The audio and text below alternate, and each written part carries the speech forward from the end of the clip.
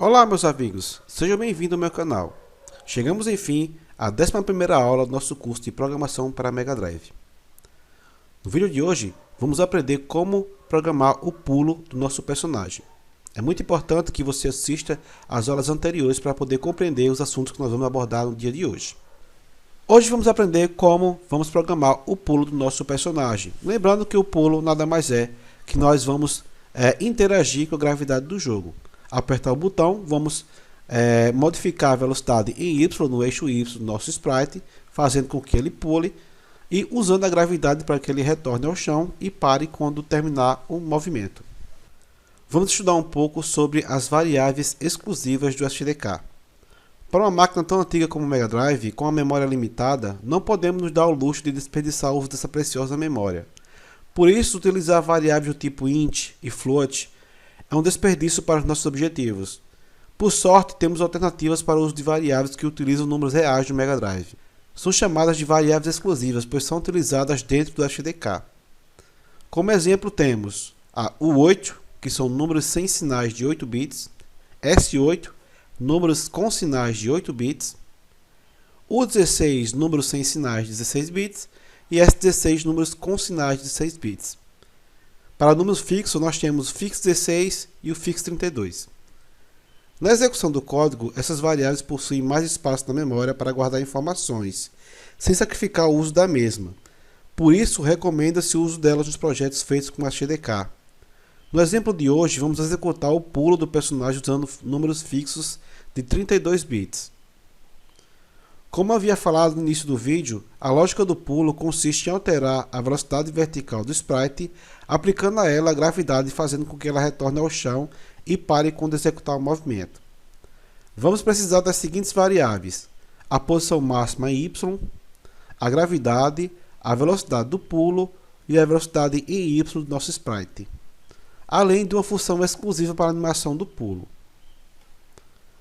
Além disso, vamos aprender hoje como criar um evento utilizando os controladores de ação do joystick.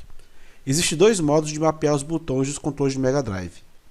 Uma função para a execução contínua de uma ação chamada de hand-up, nós já aprendemos sobre isso, utilizada, por exemplo, no direcionagem do controle. Quando queremos que o sprite continue andando, seguramos o botão e assim a ação possui continuidade, ela não é interrompida. Isso não pode ser aplicado ao pulo, porque se fosse assim, ao segurar o botão do pulo, o personagem ia pular continuamente e sem fim. Então, para esses botões, vamos usar o outro método chamado Joy Event. Assim, depois que soltamos o botão, encerra-se a ação, a ele aplicado. Se queremos que o sprite ataque, apertemos uma vez o botão de ataque. Ele ataca e depois para, quando soltamos o botão. A mesma coisa vai acontecer com o pulo. A função Joy Event é escrita da seguinte maneira. Bom, nós já falamos muito sobre a parte teórica, vamos enfim para a parte prática do nosso código. Vamos continuar exatamente onde nós paramos já no anterior, mas antes, pessoal, inscreva-se no canal, ative o sininho e deixe o like no final do vídeo, beleza? Bom, a nossa única mudança aqui na nossa pasta res será o sprite. Perceba que esse sprite tem uma animação a mais, que é a animação do pulo. Então você vai ter que baixar essa imagem e recortar essa imagem e colar na nossa pasta do projeto anterior. Substitua a imagem, que essa imagem está com a nossa animação do pulo. A imagem anterior não estava com essa animação. Observe que a linha de código permanece a mesma, não mudamos nada, apenas a imagem, ok? Dito isso, vamos retornar ao nosso projeto e vamos verificar o que nós fizemos na aula anterior. Importamos a biblioteca, as nossas pastas, tudo direitinho, sem nenhuma alteração. Tudo que nós fizemos, nada muda. Vamos apenas continuar de onde nós paramos, beleza?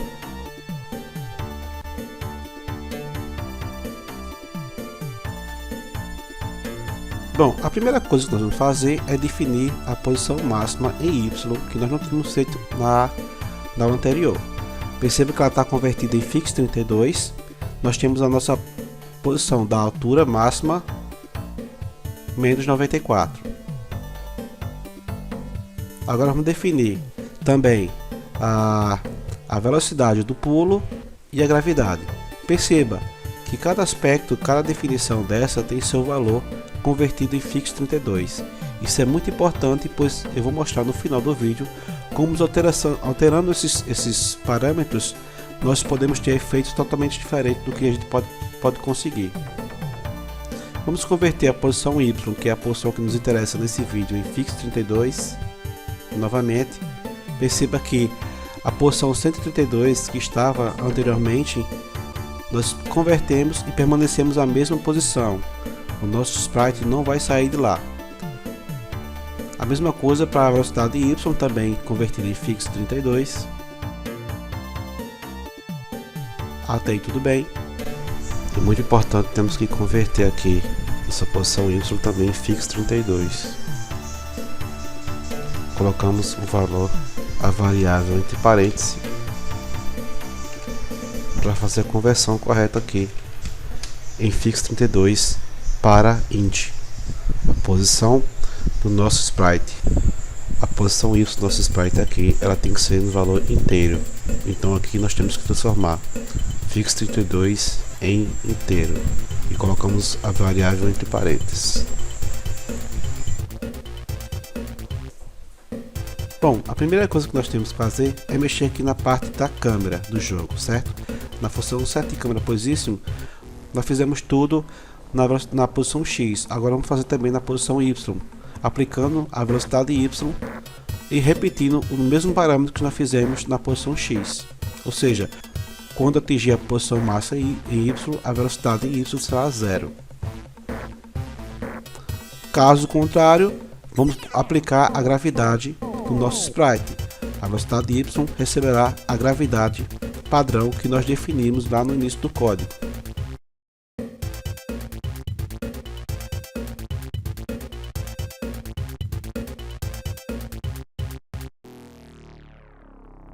Verificando aqui se as chaves estão fechadas, tudo certinho.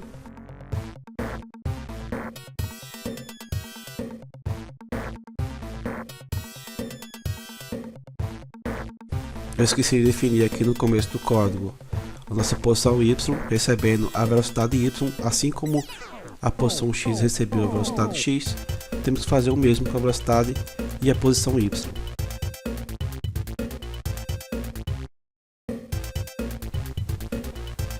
Bom, agora vamos setar a nossa função que vai cuidar exatamente da animação do pulo.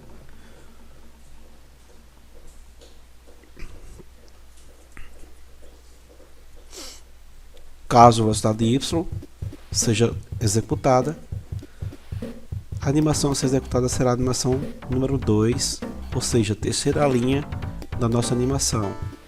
Vamos definir ela no início do código, assim como definimos as anteriores.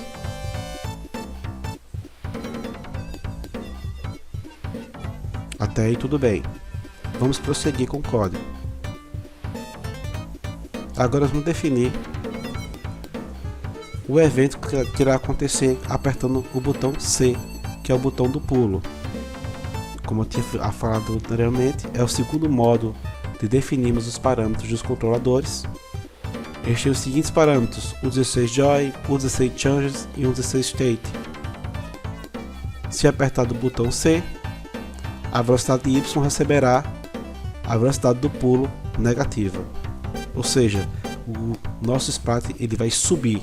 Subir quer dizer que será velocidade negativa. Temos que declarar também essa função dentro da nossa função principal main.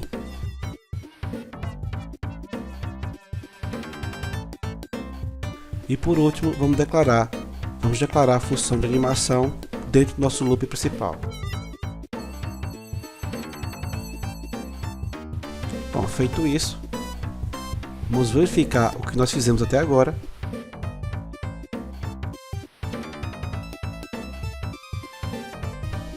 Definimos a velocidade do pulo, a gravidade, a nossa nova linha de animação. Convertemos a posição Y em fix32, também convertemos a velocidade Y em fix32.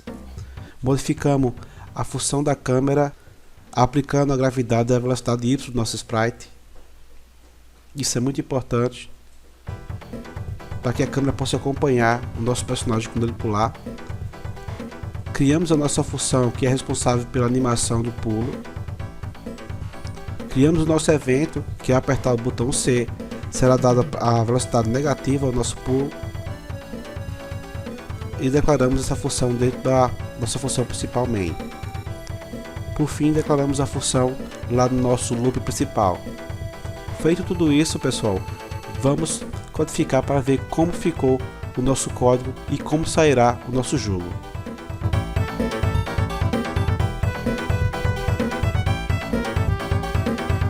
Voltando aqui a pasta Out, vamos abrir nosso arquivo e vamos verificar se o pulo saiu corretamente como nós planejamos. Vamos ver. Bom, aqui está nosso personagem, vou apertar o botão C. Veja, ele pula. Ele pula e nossa câmera acompanha o nosso pulo. Por isso que é muito importante aquele complemento que nós fizemos dentro da função da câmera position. A câmera vai acompanhar o pulo do nosso personagem e o nosso personagem pula à medida da gravidade que nós definimos no início do código. Nada mudou com relação ao scroll da fase, não é isso? Bom, pessoal, vamos testar aqui o nosso pulo. Se nós mudarmos aqui o parâmetro da gravidade e diminuirmos aqui, por exemplo, 2 pontos, vamos deixar em 0.13, vamos ver o que acontece. Isso, agora vamos testar aqui para ver o que acontece. Nós diminuímos 2 pontos na gravidade do nosso personagem. Vamos ver como fica o pulo depois que nós fizemos essa alteração.